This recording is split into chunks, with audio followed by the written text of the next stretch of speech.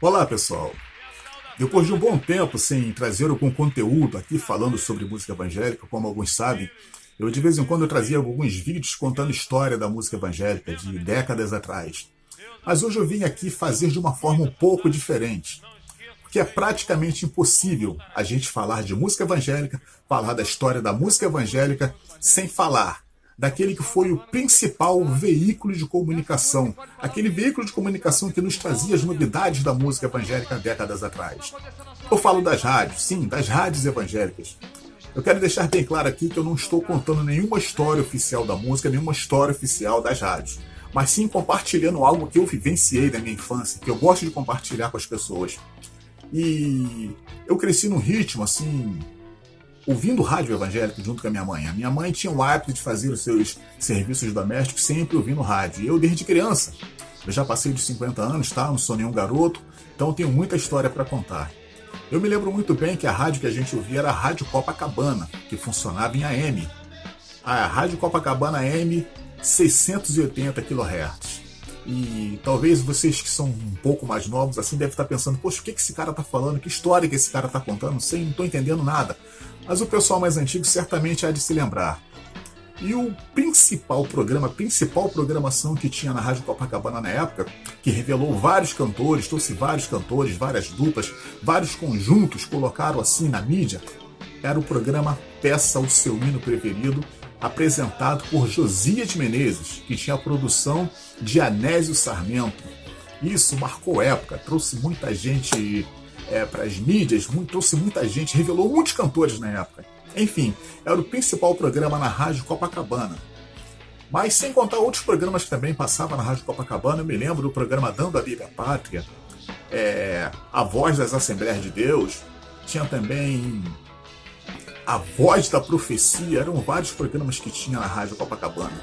Posteriormente nós conhecemos também a Rádio Boas Novas, a RBN, e tinha uma programação muito vasta também, porque algum tempo depois a Rádio Copacabana mudou um pouquinho a sua programação. Mas mesmo assim, aos domingos, era praxe a gente sair de casa, né? A gente sair de casa, ia para a escola dominical. Quando voltava da escola dominical, ligava na Rádio Copacabana, era música, era louvor o dia todo. Era muito boa aquela época. E na Rádio Boas Novas, tinha a apresentação do programa João Dourado. Logo depois do programa João Dourado, vinha o programa Música Viva com o nosso querido Paulo César Graça e Paz. Isso mesmo. Ele trazia as novidades da música evangélica, né? A música evangélica estava tendo ali, como eu posso dizer, uma transição, um avanço da música evangélica, um estilo um pouco mais diferente, um estilo um pouco mais arrojado. O grupo Rebanhão já estava surgindo naquela época, juntamente com eles outras bandas como Sinal de Alerta, como Banda e Voz. E o Paulo César Graça e Paz trazia essas novidades para a gente. Alguns pastores até meio que proibiam, né, os jovens de ouvir esse tipo de programação, porque dizia que não era muito... Era uma programação muito adequada para os jovens, que era meio mundana, a linguagem da época, mas não. Era a novidade da música, a música evangélica evoluindo. Paulo César Graça e Paz, Fábio Roger fazendo seu programa El Shaddai. E quando foi mais ou menos na segunda metade dos anos 80, surge então a primeira FM evangélica. Era uma novidade, cara. Foi algo assim surreal para a época. Eu me lembro que eu estava saindo de um culto jovem, saí do culto jovem da minha igreja, e um dos meus colegas falou para mim, olha, tem uma rádio evangélica FM agora. Eu falei, cara, é rádio evangélica FM? É, tem sim, procura lá que você vai ver, se eu não me engano é Melodia. Eu cheguei em casa, a primeira coisa que fui fazer foi procurar. E eu procurei e achei.